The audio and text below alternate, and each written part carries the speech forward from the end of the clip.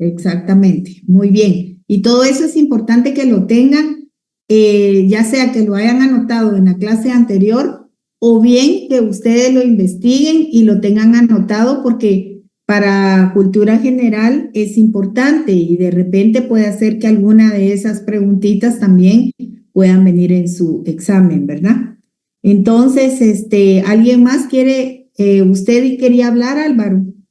Muchas gracias, Leida. Ahí sí que para no repetir mucho, ¿verdad? Lo que han dicho No, los no tenga compañeros, pena, usted pues es vimos una más que todo retroalimentación, no importa. las diferentes denotaciones de los notarios, ¿verdad? A través de la evolución, así como que derivado del documento surgió la profesión o la vocación como notario, pero que ahora pues en sí el notario le da vida al documento, lo cual era contrario anteriormente, ¿verdad? ¿Sería eso, licenciada? Muy bien, muchas gracias. ¿Quién más? Licenciada, buenas noches. Dentro de los datos importantes históricos que usted nos dio como aporte a lo que puedo darle, era de que la primera figura que se consideraba el notario o donde nació fue en Egipto, ¿verdad? Eso fue lo que nos mencionó. Y ¿Quién también está lo que decía la hablando? compañera Lucía ¿Cómo? Pineda, mucho gusto. ¿Dónde está? ¿Dónde está? No la miro, no la miro. ¿Dónde está? ¿Dónde está? Permítame. ¿Dónde está, No sé si me Lucía? ven ahora. Buenas noches. No ha encendido su cámara, ¿verdad? No la veo. Bien, ya la encendí. Ah, ya, aquí está Ana Lucía Pineda López. Ajá, Sí, mucho gusto, buenas exactamente. noches. Y algo que era muy clave en ese entonces era verdaderamente la fe pública del notario, ¿verdad? Y por así decirle, la intachabilidad que él debía de tener y que antes el instrumento le daba vida, pero ahora es el notario quien le da vida a los instrumentos, como mencionaron los compañeros. Muchas gracias. Y lo de las notas tironianas era en honor a ¿quién? Tirón. Pues se llaman tironianas, ¿verdad? Y que en un principio eran como abreviaturas.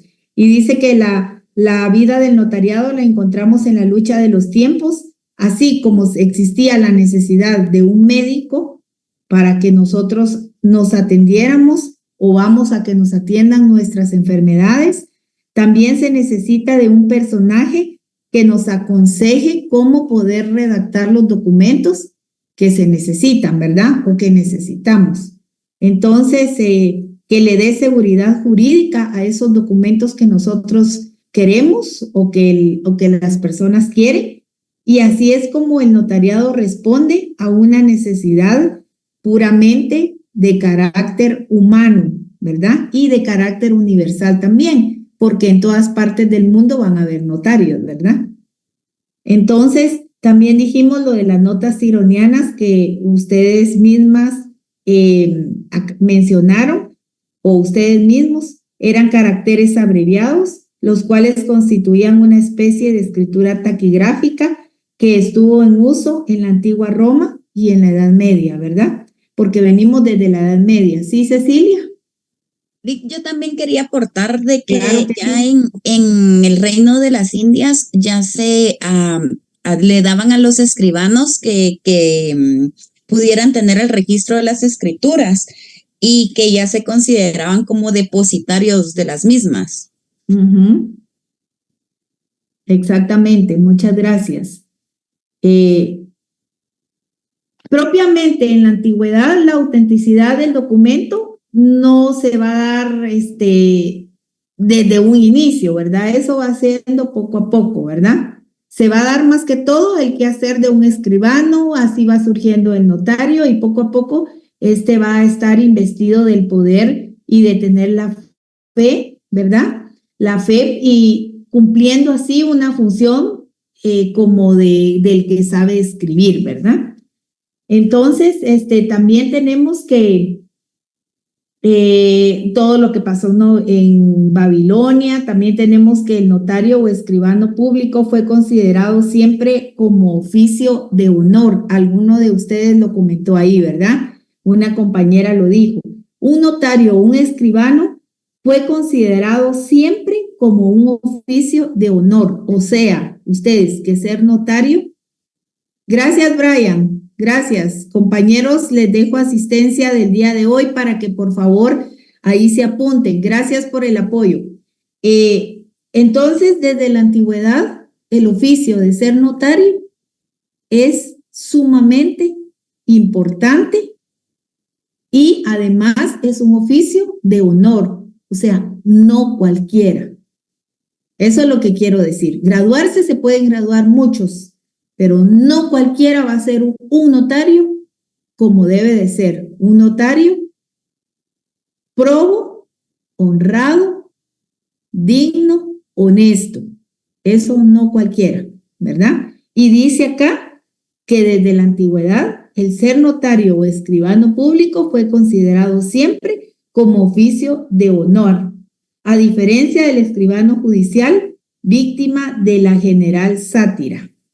Entonces, quiero recalcar eso no por gusto, sino para que ustedes comprendan que el ser notario no es cualquier cosa. El ser notario actualmente no es un oficio, es una profesión, pero no es cualquier profesión.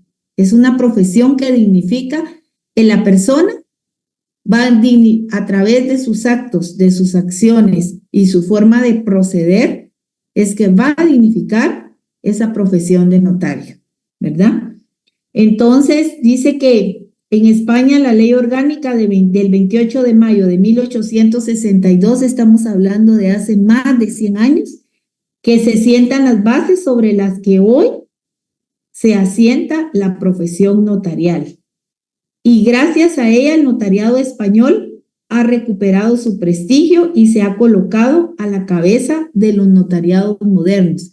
¿Y por qué nosotros vemos el notariado español? Porque de ahí procede lo que es el notario latino, porque nosotros seguimos lo del notario latino, ¿verdad? Porque el sajón no tanto es para nosotros, ¿verdad? Entonces también tenemos que también había en Grecia, existieron funcionarios tales como sígrafos que formalizaban contratos por escrito, entregándoles a las partes para su firma. Están los apógrafos, que también alguien los mencionó, que eran copistas de los tribunales. También existían los mnemon, entre los cuales se mencionan los hieronemon, que son archiveros de los textos sagrados y redactores de ciertos documentos de toda clase, bajo la autoridad de superiores jerárquicos llamados pronemon. Entonces, des en cuenta que inclusive en lo eclesiástico también, ¿verdad? Habían escribanos. Entonces, los escribas conservaban los archivos judiciales y daban forma escrita a las resoluciones de los magistrados.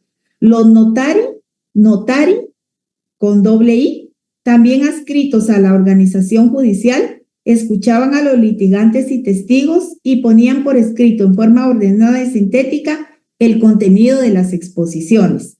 También están los tabulares, que también alguien los mencionó, que eran contadores del fisco y archiveros de documentos públicos, ¿verdad? Entonces, también fueron encargándose de la formalización de testamentos y contratos que conservaban en sus archivos hasta convertirse en tabello, los tabellos se dedicaban exclusivamente a estas actividades y en quienes se reunieron en la etapa final de su evolución, dice.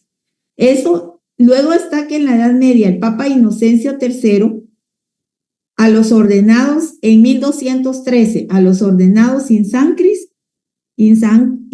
sacris, prohibición que confirmaron los reyes y extendieron luego a todos los sacerdotes. Estaban también los judices chartulari o jueces notarios, ¿verdad?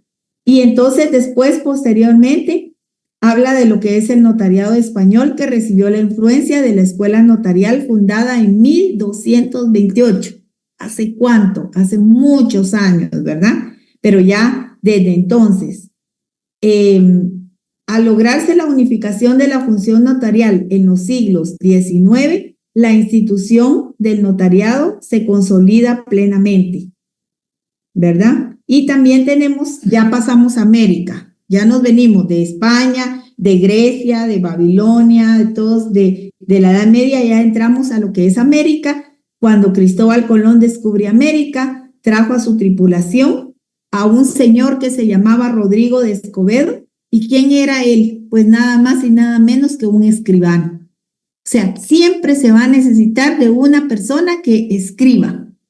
O sea que el notario, digamos que sus antecedentes históricos van a ser de escritura, ¿verdad? Y posteriormente, pues ahora da fe, ¿verdad? Y le da forma jurídica a los documentos. Entonces, ¿por qué razón es que se les pidió su cuadernillo? Porque obvio, si es un escribano, tiene que tener buena letra, ¿va ustedes? Tiene que tener buena gramática, tiene que tener buena ortografía. ¿O qué dicen ustedes? ¿Sí o no? Entonces tenemos que la avenida de Escobedo, este señor que les digo, que vino con Cristóbal Colón, Rodrigo de Escobedo, personifica el trasplante del Instituto del Notariado de España a América. O sea, se traen de España, que ya había surgido, ¿verdad? Allá, y se lo traen a América. Por eso es que llega acá, ¿verdad? No obstante, dice, los antecedentes de la legislación americana deben buscarse en las leyes castellanas de entonces. No obstante, se promulgó una legislación especial para América conocida, como ya lo dijo una compañera, la ley de Indias, ¿verdad? Entonces, dice, solo les voy a leer esto, que es importante, no me lo puedo saber todo, algunas cosas las tengo que leer porque es bastante. En la recopilación de estas últimas, dice a quienes se exigía el título académico de escribano y pasaban a un examen ante la Real Audiencia. Si lo aprobaban, debían obtener el nombramiento del rey de Castilla mediante el pago de una suma al fisco real. Los escribanos guardaban un registro de escrituras, autos e informaciones y demás instrumentos públicos. Estos registros pasaban a los escribanos sucesores, consagrándose el principio de que los protocolos son propiedad estatal y no de pertenencia privada de los escribanos. Es como actualmente tenemos el protocolo. Usted es depositario, usted va a ser depositario de del protocolo, porque ni siquiera es suyo, es del protocolo. ¿De dónde viene eso? Se prohibía el uso de abreviaturas. En el protocolo está prohibido usar abreviaturas. La escritura de cantidades se hacía en letras. En el protocolo actualmente se lee lo que está en letras. Se puede escribir en números, pero principalmente se lee lo que está en letras. Y además se exigía redactar el documento con minuciosidad usando obligatoriamente papel sellado. ¿Y cómo se llama el protocolo? Papel sellado especial para... ¿Cómo? Papel sellado especial de... Protocolo. Exactamente, exactamente. Entonces, esto no es por perder el tiempo, eso es para que vean ustedes desde cuándo ya se dan los indicios y se va formando, cómo va evolucionando todo esto del notariado, ¿verdad?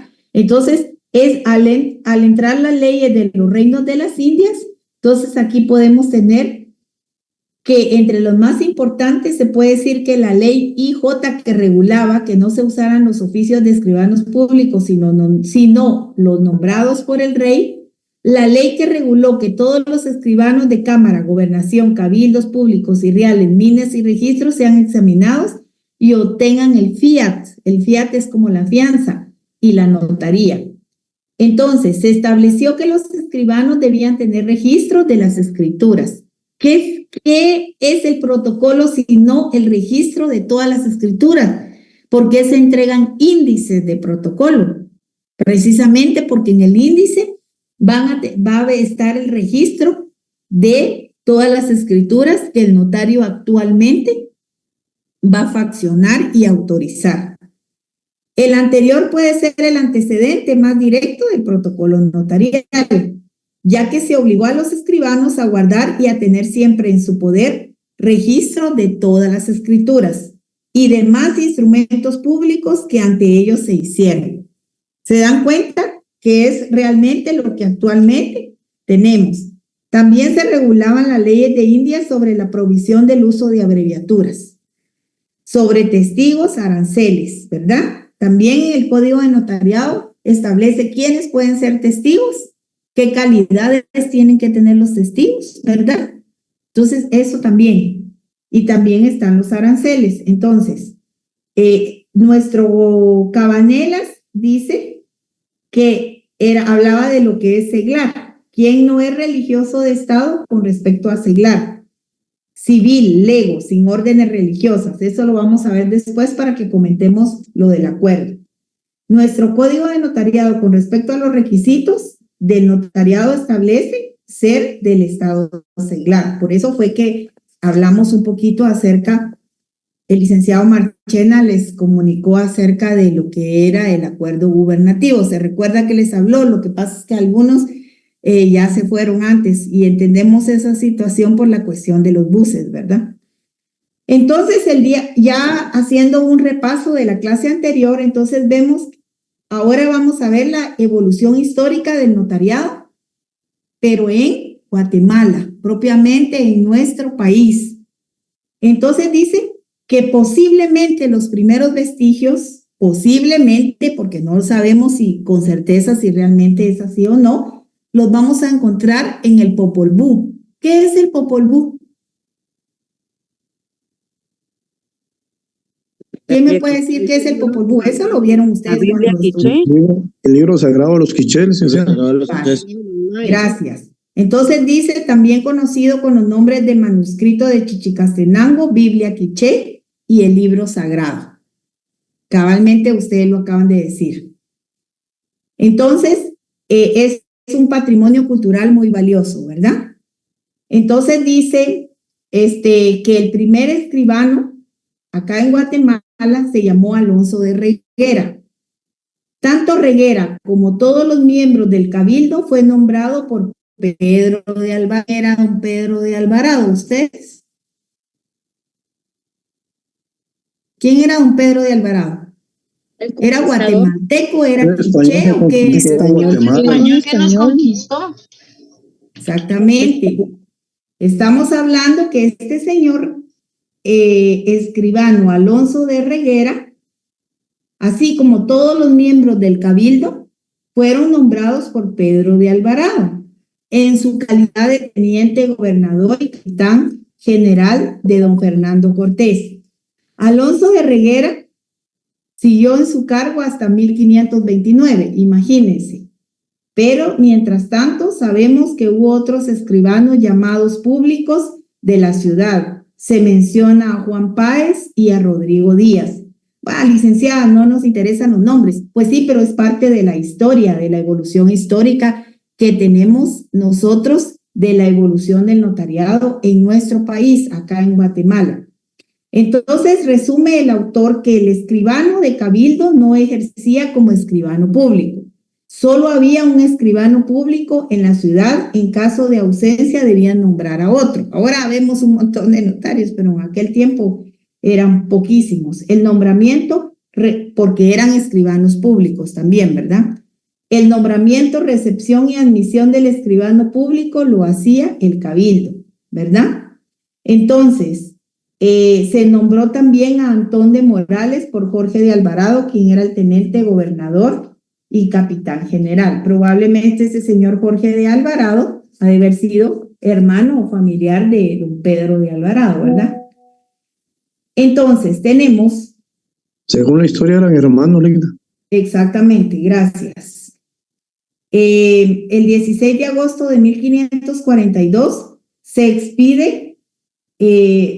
hay un nuevo de cabildo de Santiago de Guatemala que se le llama Juan de León.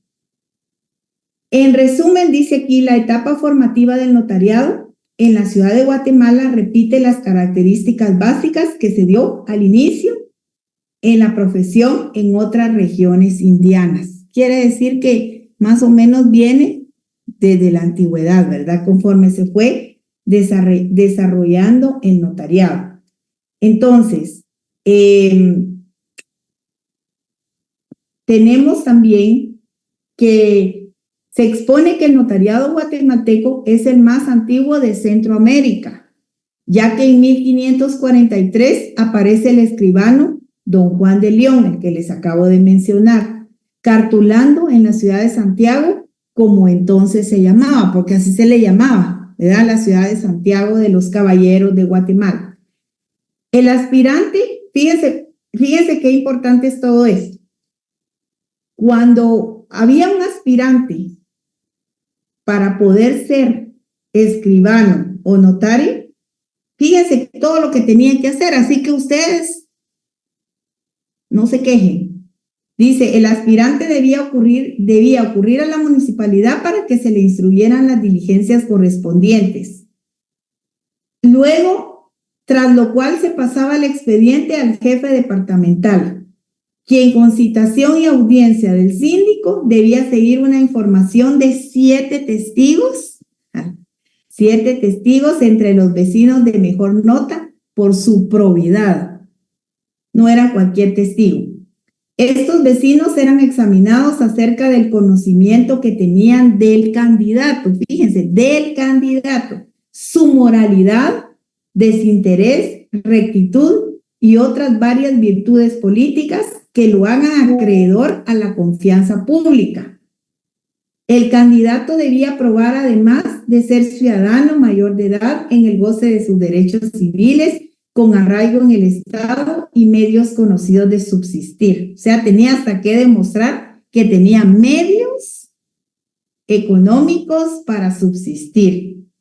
Luego se pasaba de nuevo el expediente a la municipalidad, que daría vista al síndico y con su pedimento y circunspecto análisis del expediente. O sea, analizaban el expediente, eran 7 testigos. Acordaba su resolución con las 2/3 partes de los votos. En el caso de obtener resolución favorable, se pasaba esta al Supremo Gobierno para la concesión del fiat. Solamente entonces pasaba a la Corte Superior, donde debía el aspirante presentar certificación de haber estudiado, atención, certificación de haber estudiado ortografía y gramática castellana. Así que no se quejen por el cuadernito de ¿cómo se llama? De caligrafía, porque aquí les pedían un certificado a ustedes de haber estudiado ortografía y gramática castellana, más aún todavía, la ortografía y la gramática. No era solo hacer óvalos o que tuvieran buena letra, no. Y era un certificado el que les pedían. Haber sido examinado por los preceptores de la academia y merecido buena calificación. No es que pasaba cualquiera, el que obtuviera una buena calificación. Y certificaciones juradas de haber practicado 2 años con un escribano de los juzgados municipales y otro con escribanos de los de primera instancia. Después de ello, sufría un examen sobre cartulación, requisitos de los instrumentos públicos, testamentos, cartas, dotales, donaciones, circunstancias y número de testigos. Bueno, ¿se dan cuenta? Es lo que ustedes están haciendo ahorita, solo que era más exigente, porque ustedes también tienen que seguir unos cursos de derecho notarial, por eso se les exige, no por molestar, que tengan una letra caligráfica, por eso también se les pide su buena ortografía y su buena gramática, porque además tienen que ser redactores, darle forma a los instrumentos públicos que lleguen a su notaría a pedirle a sus clientes, ¿verdad? O sea que la redacción también es muy importante. Y además de eso, ustedes tienen que cursar en la universidad, ¿verdad? Esos temas, esos cursos de notariado y luego obtener el diploma o que los acredita como notarios, ¿verdad? Claro que aquí es abogado y notario, pero principalmente para el curso que nos interesa es sobre notarios, ¿verdad? Entonces, no sé si hasta aquí estamos bien o vamos rápido o está bien. ¿Aló? Vamos bien, licenciada. Gracias. Vamos a avanzar un poquito. Dice que fue hasta el decreto del 30 de marzo de 1854 que prohibió cartular a los escribanos que desempeñaran empleo público. De hecho, actualmente, los que tienen un empleo público no pueden ejercer notariado, ¿verdad? A excepción si son catedráticos o trabajan en docencia, ¿pueden o no pueden? ¿Qué dicen ustedes? ¿Sí o no se puede?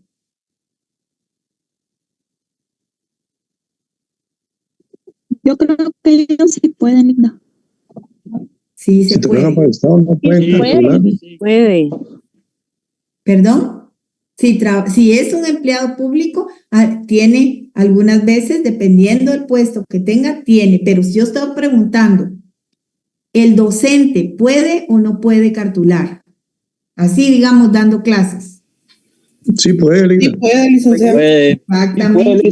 Sí se puede, claro que sí. Entonces dice que prohibió cartular a los escribanos que desempeñaran un empleo público bajo pena de nulidad de los instrumentos y la destitución del cargo. Con respecto a la colegiación, Salas expresa, la colegiación de abogados y escribanos fue dispuesta por el Decreto Legislativo 81 de fecha 23 de diciembre de 1851, que encargó su organización a la Corte Suprema de Justicia. La vigilancia de la actuación notarial no fue descuidada. Y la ley del 28 de agosto de 1832, imagínense, estamos en el 2025. ¿Y desde cuándo viene ya esto? Se dispuso que se visitaran los protocolos y conforme a ella la Corte Suprema, por acuerdo de 16 de marzo de 1852, ordenó a los jueces de primera instancia realizar tales visitas en los departamentos donde hubieran estos oficios y hacer que los mismos escribanos remitieran al propio tribunal dentro de los 8 primeros días del mes de enero un testimonio del índice de los protocolos que hubieran autorizado el año anterior. ¿Se dan cuenta cómo esto no es nuevo? Porque actualmente nosotros, los notarios, tenemos que presentar un índice de protocolo, ¿verdad? De las escrituras o de los instrumentos públicos que se autorizaron el año anterior. Por ejemplo, mañana es el último día que se pueden presentar el índice para que no inhabiliten a los notarios de el año 2024, así como los testimonios, así como los avisos, ¿verdad? Trimestrales y de cancelación. Entonces, esto no es nuevo porque ya se hacía también desde 1852, ¿verdad? Entonces dice que en la historia del notariado guatemalteco, en el decreto 100 del 30 de marzo de 1854, que confirió facultades al presidente de la República para fijar el número de escribanos nacionales que reunieran los requisitos legales. Él expedía el título y también podía recogerlo en caso de abuso. El decreto mencionado limitó la competencia territorial al departamento de su domicilio, fuera del cual no podía cartular, y se reguló también lo relativo a la fianza. ¿Será que ahorita los notarios tienen que presentar alguna fianza para poder ejercer el notariado? ¿Qué dicen ustedes?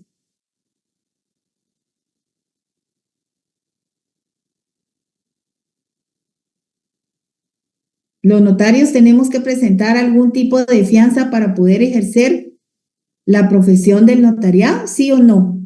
No, No, licenciado. licenciada, solo registro allá en el registro de protocolo. Exacto. Y además, si usted va a usar el protocolo, lo que sí tiene que hacer es apertura de protocolo, eso sí. También, será que también están, digamos que se tenga que tener un número para cada circunscripción o al departamento de su domicilio de cada notario, o el notario tiene la libertad de poder faccionar y autorizar instrumentos públicos en cualquier parte de la República de Guatemala. Sí, En cualquier parte de la República, Linda. En y cualquier también puede parte. fraccionar fuera de Guatemala también, pero Sí. no en protocolo, sino en papel simple. Exactamente. ¿Y luego qué tiene que hacer cuando regresa a Guatemala? ¿Lo guarda y lo deja ahí o qué? No, tiene que protocolizarlo. exactamente. Entonces, el presidente Justo Rufino Barrios dio a Guatemala una ley de notariado junto a un código civil, uno de los procedimientos civiles y una ley general de instrucción pública, todos de avanzado para esa época. La ley del 7 de abril de 1877 y la del 21 de mayo de 1877 hicieron del notariado una carrera universitaria.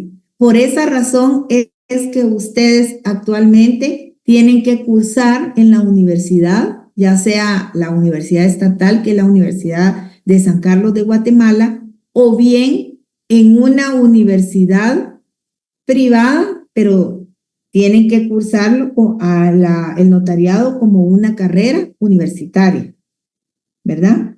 Y se dispuso que no podía pedirse al rector de la Universidad de San Carlos el señalamiento de día para el examen general previo a la licenciatura de notariado, sin acompañar el expediente en que constara que se habían llenado los requisitos legales, o sea, condiciones morales y fianza. Por primera vez es aquí donde se les denomina notarios. El mismo Justo Rufino Barrios, que ejerció el notariado, o sea que él también fue notario antes de la Revolución, dictó también el decreto 271 de fecha 20 de febrero de 1882, el cual contenía, ojo, la ley de notariado.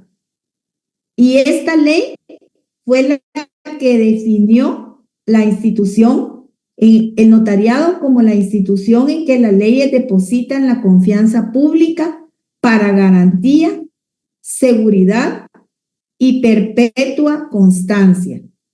También declaró incompatible el ejercicio del notariado con los que ejercen cargos públicos que tuvieran anexa jurisdicción.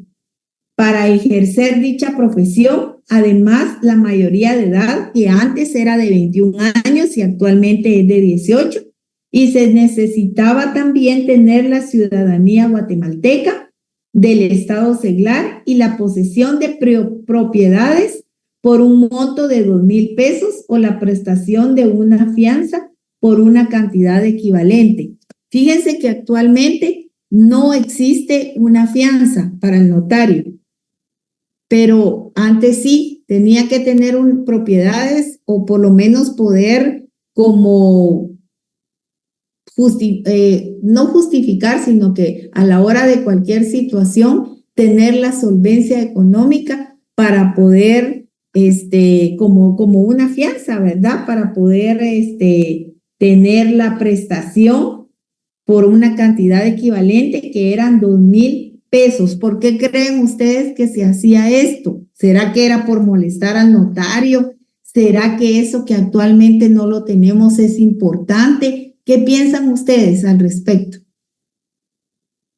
¿Que sería bueno ponerlo o que estuvo mejor que se haya quitado? Porque actualmente no existe, o sea, el notario no va a presentar ningún tipo de fianza. ¿Creen ustedes que sea importante o qué bueno que ya no está? ¿O creen que sí debería o no debería? ¿Qué piensan ustedes al respecto? A ver, quiero escuchar, porque también el notario tiene que tener, como en toda la profesión, no solo de notario, sino de abogado, también tiene que tener juicio crítico, ¿verdad? No solo, sí, todo, está bien, no. ¿Yo qué pienso? ¿Yo qué considero? ¿Yo qué puedo decir al respecto? Qué bueno que lo hayan quitado, licenciada. ¿Quién habla, don Jorge Arturo?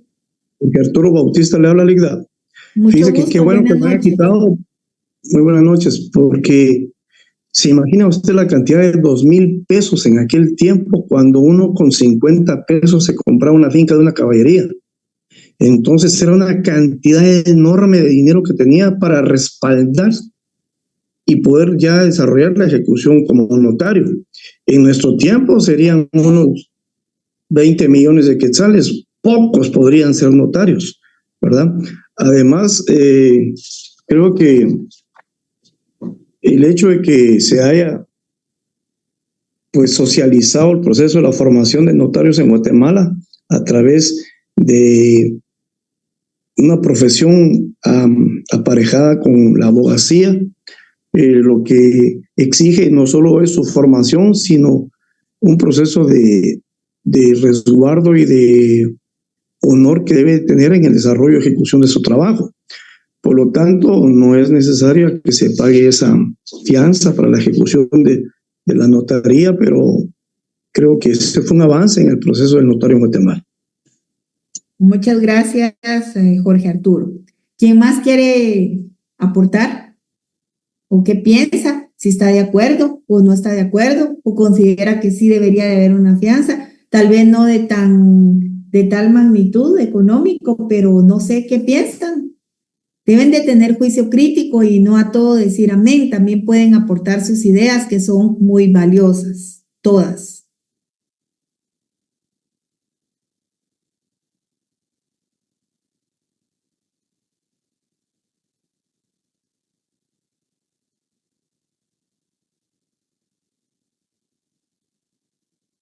A ver qué piensa Melanie López.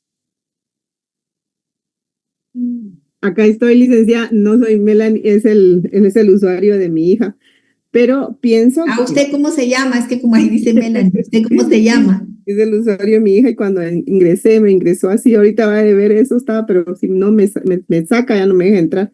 No se preocupe, déjelo así. ¿Cómo se llama usted? Licenciada Alexandra Castillo. Bueno. Pues yo pienso, licenciada, que en lo que decía el compañero, ¿verdad? Que si antes, pues, para los 80, 70, 80, 90, en mi caso, de donde yo soy, con 500 pesos, decía la gente, ¿verdad? Se podía comprar un terreno súper extenso. Ya me imagino el poco valor que tenía o sea, las cosas tenían un valor bastante grande, pero en sí el medio del trabajo, cómo obtener ese dinero, pues era difícil, ¿verdad? Entonces no hubiera forma de poder ejercer como notario, porque a qué horas juntaba uno todo lo que requería obtener ese dinero en su momento, ¿verdad? ¿Quién más quiere hacer un aporte? Hablen sin pena, si de todas maneras es una opinión. Y aunque no fuera una opinión, aquí estamos para aprender todos. Aquí no sienta pena de hablar, aquí estamos para eso. Y es mejor aquí y no cuando ya tiene a las personas, a los clientes ahí sentaditos, no, mejor aquí. Equivoquémonos aquí, aprendamos aquí, aportemos aquí. Estamos en clase, estamos para aprender. No lo sabemos todo, nadie sabe todo. Todos estamos para aprender unos de otros, por favor. Buenas noches, licenciada. ¿Quién habla? ¿Quién habla? Linda Ramírez. Linda Ramírez. Buenas noches. Yo pienso que esto lo hacían como una forma de poder, o sea, las personas para poder ser notarios tenían que, si no tenían este dinero disponible o las propiedades, tenían que venir de familias adineradas que los pudieran respaldar. Sí, por supuesto. Cualquiera podía tener esa cantidad. Buenas noches, ¿quién me saluda? Buenas noches, le saluda Gloria Curiales. Mucho gusto. Licenciada, yo creo que era una forma de garantizar la honestidad de las personas. Si ellos cometían algún error o alguna falta, considero que había un respaldo económico para cubrir esos errores o esas faltas, ¿verdad? Que por lo menos en la actualidad, como se decía, el notario debe de ser probo, pero lastimosamente no todos cumplen con ese requisito, menos con la honestidad, ¿verdad? Entonces, quizá es una forma de presión y una garantía de que los notarios van a actuar correctamente, ¿verdad? Y no que se dé tanta estafa o tanta situación que en la actualidad se se da. Gracias. Gracias a usted. ¿Alguien más quiere hablar? Yo, licenciada, buenas noches. Buenas noches, Jocelyn, ¿verdad? Jocelyn. Así es, Ajá. licenciada.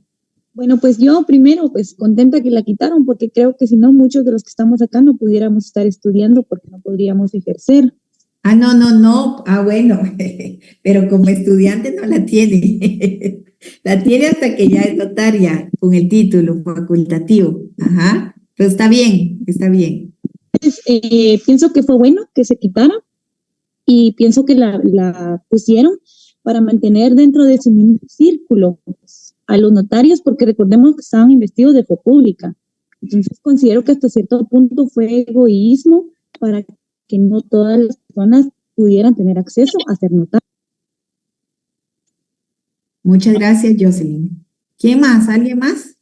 ¿Alguna opinión de alguien que sí estaba de acuerdo? Porque hasta aquí me han dado opiniones ustedes que no estaban de acuerdo y qué bueno que quitaron la fianza. Pero alguien que me dé una opinión diferente y que sí esté de acuerdo con que estuviera la fianza o que actualmente que pusieran la fianza y por qué. ¿Por qué considera? ¿Alguien que piense así? ¿Algún compañero o compañera?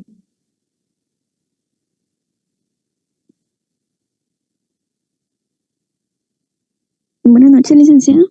Buenas noches, Carla. Yo considero de que hasta cierto punto es como un filtro para que realmente no cualquiera ejerza la profesión, y tal vez sí sería bueno que todavía esté, no con esa cantidad, ¿verdad? Pero tal vez para que precisamente no cualquiera pueda ejercer y hacer pues cosas que no son correctas. Muchas gracias por su aporte. ¿Quién más? ¿Alguien que también sea una opinión diferente? Bueno, todas las opiniones no son iguales, pero me refiero que sí esté a favor de la fianza. ¿Y por qué? Buenas noches, licenciada. Buenas noches, Edwin Pues Román Estrada. realmente yo pienso que pues la idea no es mala. Al final hay un poco de razón cuando la compañera, no recuerdo quién fue la que dijo de que hasta cierto punto guardar como que egoísta la idea de que pocos fueran notarios. Pues habría que, si en dado caso, pues la mayoría opinaron que sí, no vamos a poner tanto a debatir eso, sino que en dado caso, si se quisiera aplicar, pues tendríamos que hacer un tipo de derecho comparado, ¿no? Para ver si de repente en algunos otros países, algunos otros estados democráticos, pues en este caso la utilizan, lo aplican, y si realmente rinde los frutos que pues se espera de este tipo de técnicas como para poder mantener la honradez de los notarios. En este caso, más pues sí, para darle una garantía al cliente que llega en dado caso de que pues de repente alguna situación de la que él pudo ser parte, algún instrumento público que pudo haber redactado y tratado con él, pues, o alguna situación pues, que hayan tenido, ¿no? Diversa, ¿no? No le voy a poner algún ejemplo, pero quizá pues que haya salido en contra del propio cliente, ¿no? Y al final pues respaldar eso y no, sería bueno tenerlo, pero no en modo de que no cualquiera pueda ejercer el notariado, sino que pues la persona al final pues tenga ese como que ese pequeño recordatorio de que si en dado caso cometió algún error en una situación, pues ya me repercute a mí. Ya soy responsable y pues lo que cubre es mi patrimonio, no es el patrimonio de la otra persona, porque vemos de que pues a veces las personas, los clientes envían a los notarios y salen perjudicados. Entonces van por notario, y al final pues es gasto.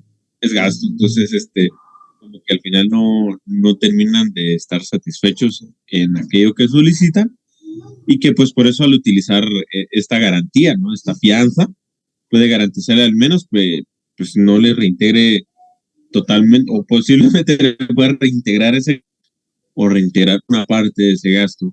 Como le digo, en dado caso, si se llega a aplicar, o si se quisiera aplicar, pues tendría que haber un tipo de derecho comparado, ¿no? Para ver si rinde sus frutos. Pero humanamente pienso que sería un poco complicado debido a que la cultura nuestra, pues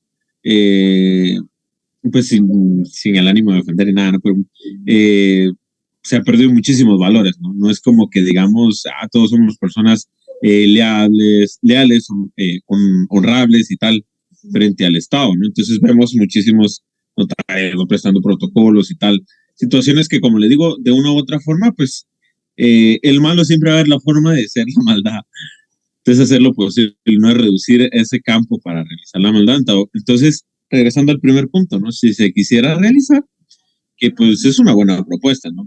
Tampoco en cantidades exorbitantes, que pues incluso todos aquí estamos de acuerdo de que pues, es un área del derecho en la que podemos trabajar y nos puede rendir los frutos económicos y que nos puede respaldar y ayudar para poder alcanzar otras metas. Creo que sería una buena propuesta, ¿no? El tener el respaldo económico como para no decir, pues, nos lanzamos al agua y no tenemos algo que cubra. Así que al final, pues, tener ese respaldo para que en dado caso, tanto por omisión o por culpa propia, pues, cometimos el error, ¿no? Y pues le terminamos haciendo mal alguna situación y que dañó a nuestro cliente, pues que en este caso, pues al menos conscientemente le reintegremos ese gasto que tuvo, ¿no? Una propuesta, como le digo, pero para mí la mejor manera de hacerlo sería a través de ver algún derecho comparado, para ver cómo reacciona la sociedad y cómo reaccionan los notarios y cómo se adapta esto al sistema de gobierno que tiene el. Gracias, gracias. ¿Alguien había levantado la mano? ¿Quién era? Era una compañera, pero ahí no sé qué se hizo. Ya, licenciada. Era usted, ¿verdad, Ruth? Sí. Ajá. Ya. Sí, igual que el compañero, yo siento que tal vez un monto muy bajo, esto con el fin de garantizar tal vez la transparencia y la función del notario, como para ya tanto como para tener como una garantía de tanto de quien usa el servicio del notario, como también un recordatorio para el notario que debe de hacer el trabajo bien. Entonces esto como tanto para ambas partes, diría yo. Gracias. Gracias, Ruth. Bueno, pues sí es cuestión de opinión. Aquí no es quien tenga la razón, porque cada quien tiene su propio, como es una cuestión que en la que ustedes están opinando, no se trata si es bueno o es malo. Cada quien lo piensa diferente y cada quien tiene ahí sí que su propia forma de pensar, si es bueno o no es tan bueno poder tener una fianza, porque estamos viendo las limitaciones económicas, pero también estamos viendo de que no todos los notarios son próbos, ¿verdad? Entonces, pero sí pasaría el problema de que si fuera una fianza muy pequeña de cantidad, ¿qué objeto tendría también, verdad? Y si fuera muy alta, como dijo alguien por ahí, daría ese derecho a las personas que no tengan los suficientes recursos como para poder ejercer el notariado a la hora de sacarlo en una carrera universitaria, ¿verdad? Entonces sí es válida todas las opiniones de ustedes y gracias por su aporte. Entonces, posteriormente tenemos que el decreto legislativo del 29 de diciembre de 1929, o sea que no está tan lejos, 1929, no habíamos nacido nosotros, menos ustedes, ¿verdad? Pero fue entonces cuando se suprimió la fianza. Hasta 1929, el decreto legislativo del 29 de diciembre de 1929, ya casi a finales del mes de diciembre, terminando el año, ¿verdad? Se suprimió la fianza. Actualmente no hay fianza.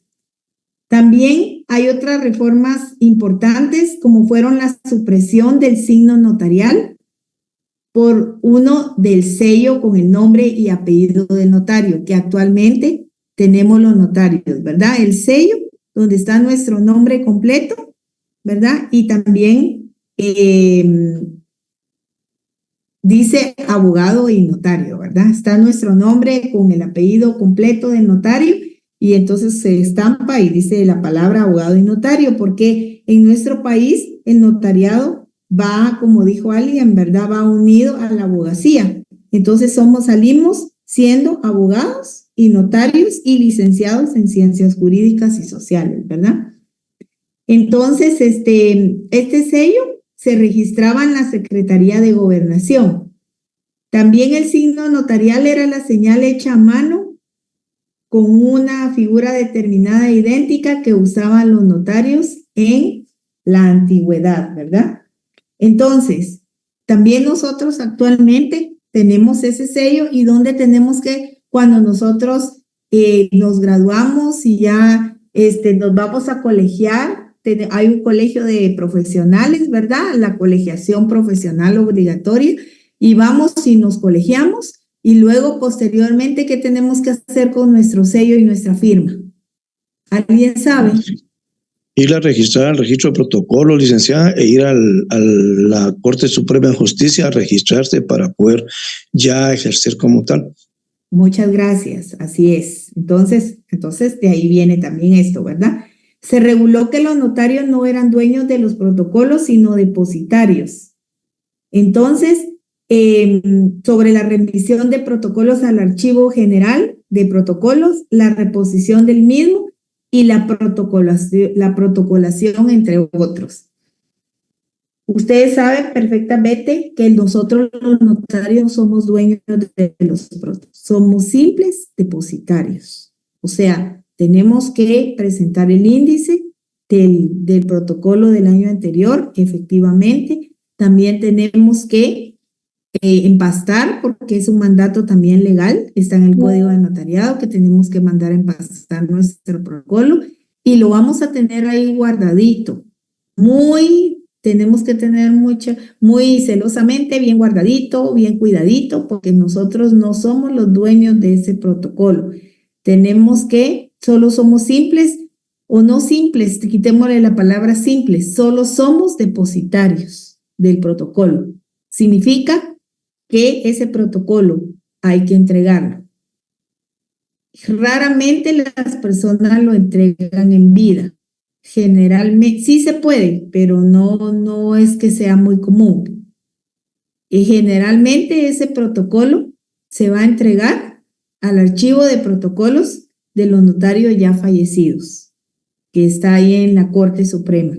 Entonces ahí es donde se entrega. Cuando fallece el notario o notaria, entonces la persona que va a ser su depositario, digamos, la persona a quien se le confía para que entregue ese protocolo, sea familia, sea otro notario, sea quien sea, entonces tiene la obligación de presentar esos protocolos, porque puede ser que no sea solo uno, pues todos los protocolos de los años anteriores que el notario fallecido haya cartulado, ¿verdad? Entonces, por eso vemos que tenemos que tener mucho cuidado con el protocolo que está a nuestro cargo, porque no es nuestro, no podemos romper las hojas, no podemos deteriorar las hojas, porque nosotros respondemos por ese registro notarial.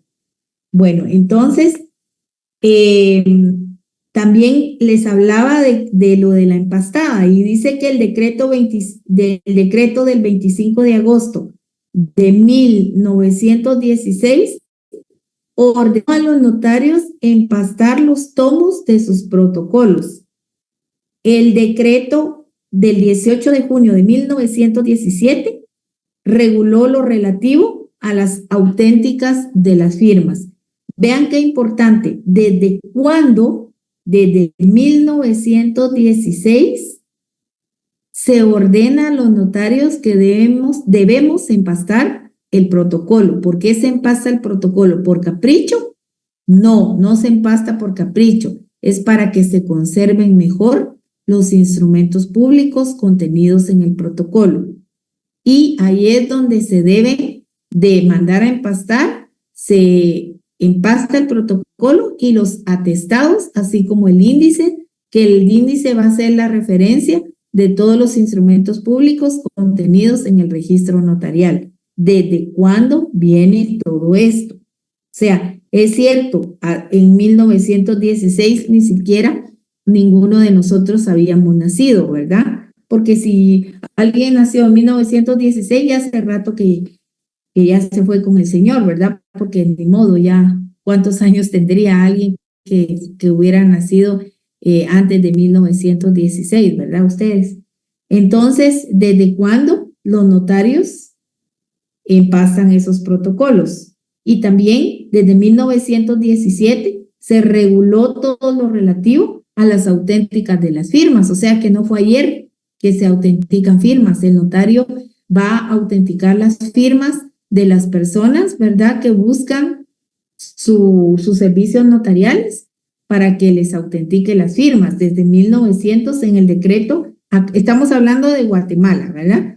Y también, como les decía, en 1929 fue cuando fue suprimida la fianza, o sea que antes sí tenían esa fianza. Durante el gobierno de Jorge Ubico se emitió una nueva ley de notariado que está contenida en el decreto legislativo 2154. Era muy extensa y muy detallada.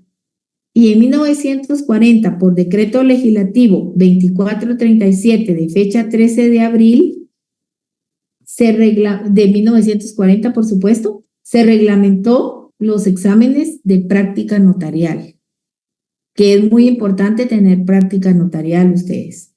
Entonces, ya vieron todas las disposiciones que anteriormente, ¿verdad?, a la época en que nosotros estamos viviendo, son disposiciones relativas. ¿Desde cuándo vienen estas disposiciones relativas al ejercicio del notariado, verdad? Hasta la emisión, hasta llegar prácticamente a la emisión del Código de Notariado que actualmente nos va a regir.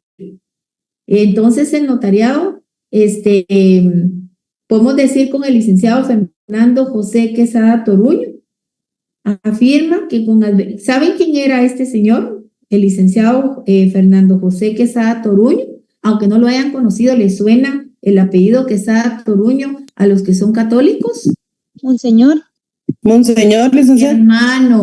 Hermano de Monseñor Quesada Toruño. ¿Sí? Entonces afirma que con el advenimiento de la revolución del 20 de octubre de 1944, en la que tuvieron participación los estudiantes universitarios, surge un acendrado espíritu renovador, se vislumbran amplios horizontes y órganos estatales, así como las autoridades y funcionarios, adoptan una actitud distinta ante lo universitario. Entonces, ¿qué pasa acá? Como entonces, en la Constitución Política de la República de Guatemala se consagra como derecho constitucional la autonomía de la universidad y se establece la colegiación oficial obligatoria para el ejercicio de todas las profesiones universitarias. El Colegio de Abogados y Notarios, porque aquí solo dice Abogados de Guatemala, pero actualmente el colegio se llama Colegio de Abogados y Notarios de Guatemala, integrado por todos los notarios del país y abogados también, por supuesto, queda constituido, por lo tanto, el 10 de noviembre de 1947. O sea, 47, y ahí sí ya podríamos decir que alguno de nosotros ya había nacido. Yo no. Pero creo que ustedes tampoco. Entonces, es así como el Código de Notariado y la Ley de Colegiación Profesional, ¿verdad?, para el ejercicio de las profesiones universitarias se rigen en esta época. Entonces, continuamos diciendo que el notariado, antes de la promulgación del actual Código de Notariado, se desenvolvía dentro de un marco jurídico confuso y desconcertante, debido a la proliferación de leyes, reglamentos, acuerdos y circulares administrativas que conformaban la legislación notarial. Pero actualmente nuestro Código de Notariado, el que está en vigencia, es una buena ley. Casi no ha tenido, de hecho, ha superado ya 4 décadas desde que está en vigencia, desde su emisión, y las reformas que ha sufrido responden a la necesidad de una actualización. Actualmente dice que el código en referencia fue emitido, o sea, el Código de Notariado que tenemos actualmente, por el Congreso de la República el 30 de noviembre de 1946 y sancionado el 10 de diciembre de 1946 y entró en vigencia el 1 de enero de 1947. Importante eso, es importante, todo es importante, pero hay cositas que les recalco que son súper importantes. Dice que el Código de Notariado fue emitido por el Congreso de la República el 30 de noviembre de 1946, sancionado el 10 de diciembre de 1946 y entrado en vigencia el 1 de enero de 1947. Actualmente la ley que nos sigue rigiendo es el decreto 314 del Congreso de la República, que contiene el Código de Notariado emitido en 1946. Estamos ahí, de todas maneras en su Código de Notariado lo tienen. ¿Estamos ahí con todo esto? Sí, también tenemos el decreto, también tenemos en el Código de Notariado, aparte del Código de Notariado, también hay otras leyes muy importantes que debemos mencionar, como el decreto 5477, que regula el decreto 5477. ¿Qué regula ese decreto? ¿Qué contiene? ¿La ley qué? La ley reguladora de la tramitación notarial de asuntos de jurisdicción voluntaria. Muy bien, muy bien. Y también tenemos el decreto ley 125-83. ¿Qué regula este decreto? 125-83. Lo relativo al trámite de qué? Del bien inmueble urbano. De rectificación de área. También tenemos el Código Procesal Civil y Mercantil, que está contenido que nos interesa a nosotros para nuestra materia, en el Código Procesal Civil y Mercantil. Los negocios jurídicos, Lic. El trámite sucesorio, intestado, testamentario, cuando se sigue ante notario, como también lo relativo al registro de procesos sucesorios, regulado en el decreto 7375 del Congreso. También tenemos la ley del organismo judicial, decreto 289 del Congreso, que también regula lo relativo al ejercicio del notario. Mencionó que también el notario podía ir al exterior y ejercer el notariado, por supuesto no en protocolo. Y también de los documentos que provienen del extranjero. También tenemos la ley de colegiación profesional obligatoria, decreto 6291 del Congreso de la República, la ley del timbre forense y notarial, Código Civil, Código de Comercio, ley de parcelamientos urbanos, leyes impositivas, ley de contribuciones, ley del impuesto único sobre inmueble, alguien dijo el IUCI, la ley del impuesto de timbres fiscales y papel sellado especial para protocolo, y además la ley de herencias, legados y donaciones, ¿verdad? Entonces, podría decirse que a grandes rasgos, así, una pincelada, ustedes pueden ampliarlo, esa lectura ustedes la pueden ampliar en su casa, ¿verdad? En estos días y leer lo que es la evolución histórica del notariado en la antigüedad y también la evolución histórica del notariado en Guatemala en base a lo que ustedes investigan y a la bibliografía sugerida en el programa de estudios. Entonces, ahora sí, quisiera que entráramos en lo que es lo del decreto que ustedes leyeron. Me imagino que lo leyeron o no lo leyeron, la verdad. Sí, licenciada. ¿Quién dijo sí? Jocelyn, ¿quién dijo sí? Sí, licenciada, fui yo.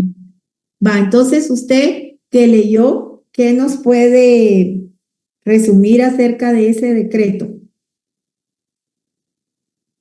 Pues entendí que para que un ministro de culto pueda autorizar un matrimonio civil, tiene que cumplir con ciertos requisitos. Aparte, no recuerdo bien, tiene que ser autorizado por una terna de 3 notarios que tienen un salario, podría decir, de 10 quetzales cada uno. Me quedó un poquito de duda con eso porque sentí que era muy poquito. Ya, pero bueno, pero lo que interesa es que son 3 notarios, ¿verdad? Que tienen que autorizar al ministro de culto. ¿Y quiénes pueden ser, quiénes son esos ministros de culto?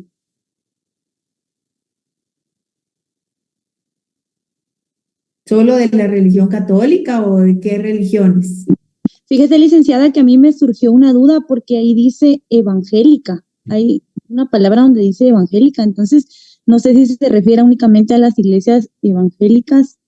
Y, por ejemplo, un mormón no puede casar, algo así. Tengo duda porque sí especifica la palabra evangélica. Y es que, bueno, entonces no podría ser. Mire, en primer lugar, como que tenemos también un poco no claro lo que es evangélico. Nosotros generalmente decimos, esta persona es evangélica, pero en realidad evangélicos somos todos los que nosotros creemos y aprendemos del evangelio, ¿o no? Porque ser evangélico no está determinado a una religión. Ser evangélico está determinado a creer, a leer y a vivir los evangelios, ¿sí o no? ¿Qué dicen ustedes? ¿O será que solo una determinada religión? Mal, yo pensaría, mi opinión es que es mal dicho evangélico, aún cuando nos referimos a los hermanos que no son de la religión católica. Porque evangélicos, los católicos también somos evangélicos porque creemos en el evangelio. ¿Acaso no leemos las lecturas del evangelio, pues? ¿Verdad? Y todo el que cree en el evangelio es evangélico. No tiene que circunscribirse precisamente solamente a una religión en específico, ¿verdad? O a una secta o qué sé yo. Ahora, los que no creen en los evangelios, los que no creen en Cristo, los que no creen en Dios, sectas como las que ponía el licenciado Sergio, ¿verdad? Que ponía el ejemplo en la clase anterior, ¿verdad? Eso es diferente. Entonces, ¿qué más requisitos? Doctora, la iglesia, no sé si la compañera va a seguir. Disculpe. Bueno, está bien.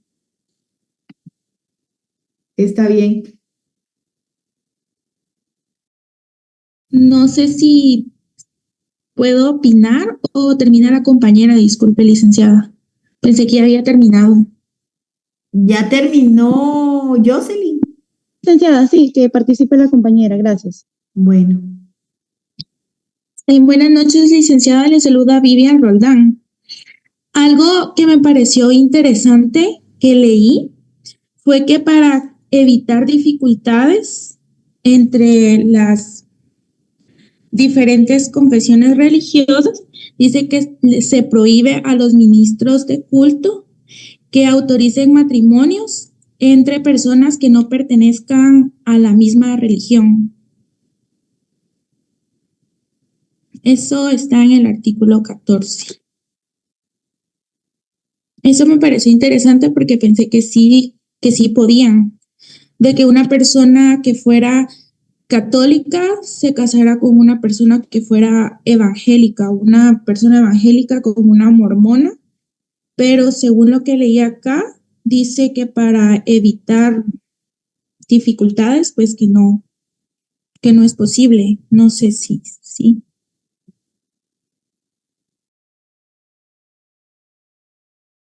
Y entonces, ¿qué pasa con con las personas que les hacen los matrimonios mixtos? Interesante, porque yo sabía que sí se pueden hacer los matrimonios mixtos, o sea, digamos, por lo menos en la religión católica, perdón, pero de las otras religiones yo no sé. O sea, una persona puede casarse, una persona no católica, por supuesto que sea cristiano, no vamos a ir a hablar de de una secta que no es cristiana, ¿verdad? Entonces,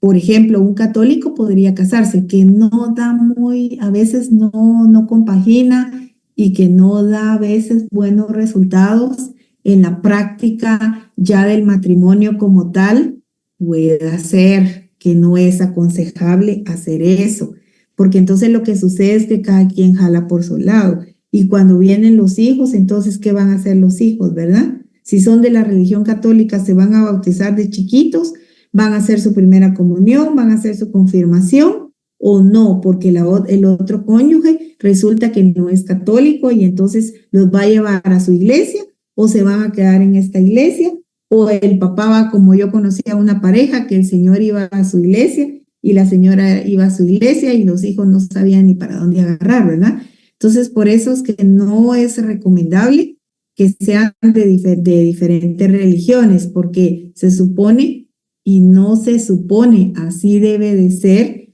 que la pareja deben ir unidos siempre, jalar juntos, como decimos, ¿verdad? No cada quien por su lado. Entonces, si cada quien tiene una religión diferente, ¿cómo le van a hacer, va?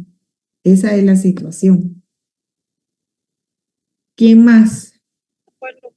Buenas noches, Linda. Solo una consulta, bueno, una información rapidita. Fíjese que vamos a quedar sin carga, entonces, le saludo a Brian, que parece que es un nombre... ¿Quién me habla? ¿Brian o quién? Yo, Brian, perdone.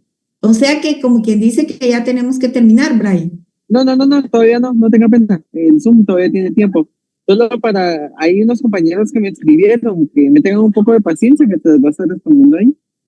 Y yo me retiro porque si ya se me va a apagar mi teléfono, entonces, pero no tenga pena, usted está anfitriona, tiene el tiempo ahí que usted guste. O sea, bueno, está bien, Brian, muchas gracias por avisarnos. Gracias, a usted, muchas gracias, Brian. ¿Alguien más quiere hablarnos o leer algunos artículos que tiene en el acuerdo?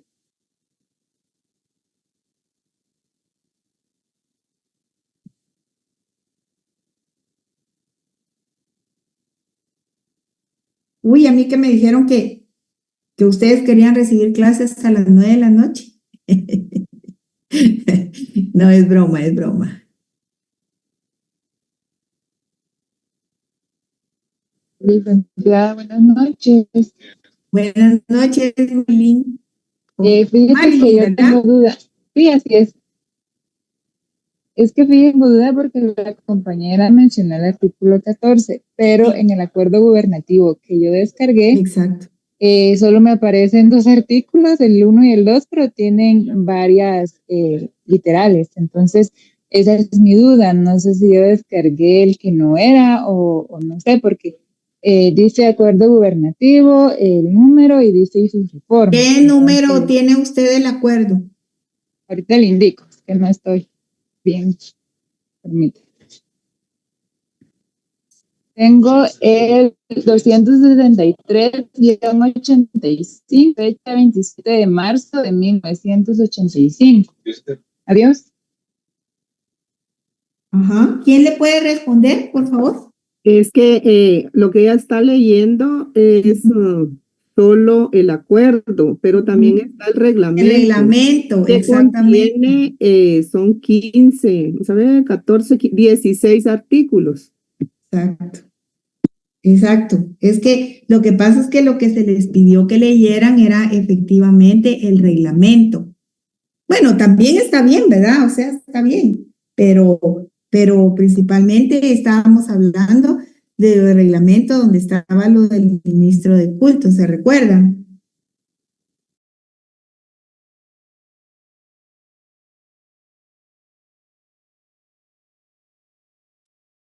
Le agradezco mucho por la intervención, compañero. No había leído lo del reglamento.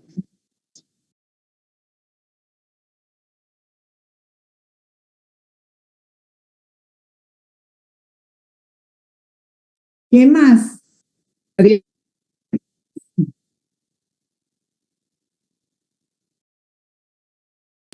Licenciada, en relación al artículo 13, dice, cuando por cualquier motivo un ministro de culto fuere suspendido o cesado en el ejercicio profesional o por sus superiores jerárquicos en determinada comunidad religiosa, debe precederse a la inmediata cancelación de su autorización para cancelar matrimonios civiles. La suspensión o cesantía puede ser comunicada por el propio ministro de culto o por los superiores jerárquicos de sus respectivos casos.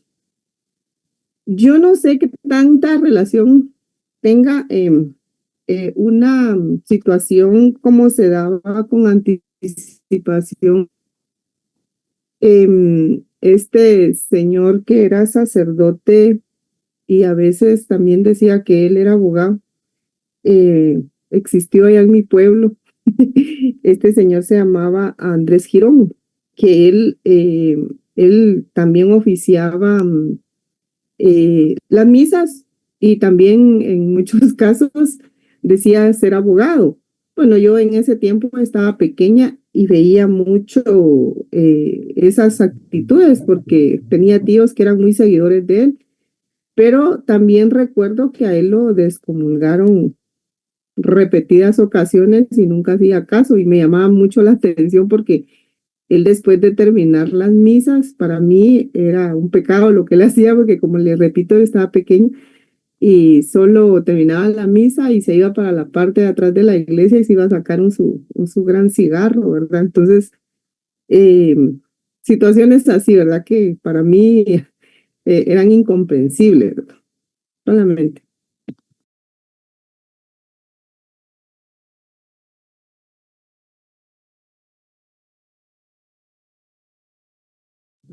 Miren, escuchen, recuérdense que tiene prohibición para ejercer el notariado, pero no la abogacía. Y esto en cuanto a que las personas fumen, pues a mí no me gusta fumar, ni fumo, ni me gusta estar a la par de personas que fumen, pero no quiere decir que la persona que quiera fumar lo pueda hacer. No estoy justificando, pero acuérdense que los sacerdotes son seres humanos como nosotros, pues. O sea, pecadores como nosotros, ¿verdad? El único que no cometió pecado, dicen, es Jesús, ¿verdad? De ahí todos somos pecadores. Entonces, si yo no lo hago, no estoy justificando que la otra persona lo haga, pero tampoco puedo yo venir a juzgar a alguien porque hace esto o porque hace lo otro. Pero en fin, ¿saben qué? Como ya es hora para que vayan a descansar, seguimos, ¿saben? Los que no han leído su acuerdo, léanlo despacio. La compañera es el reglamento y si quieren en la próxima clase, interesante, podemos platicarlo y verlo, ¿verdad? Un poco. ¿Les parece? Sí, gracias. Pasen buena noche entonces, hasta mañana. No, mañana no, perdón, hasta el martes, hasta el jueves. Gracias, licenciada, feliz noche. Ahí leen su acuerdo, por favor. Feliz noche.